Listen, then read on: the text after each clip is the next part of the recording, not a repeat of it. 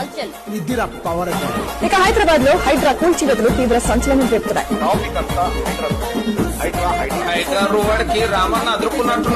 Hydraa bulldozer లో ఎటువైపు బడాబాబులకు చుక్కలు చూపించింది. ఏ టీవీ పెట్టినా, ఏ పేపర్ మరేసినా, ఫేస్బుక్ తెరిచినా, వాట్సాప్ చూసినా హైడ్రా హైడ్రా హైడ్రా.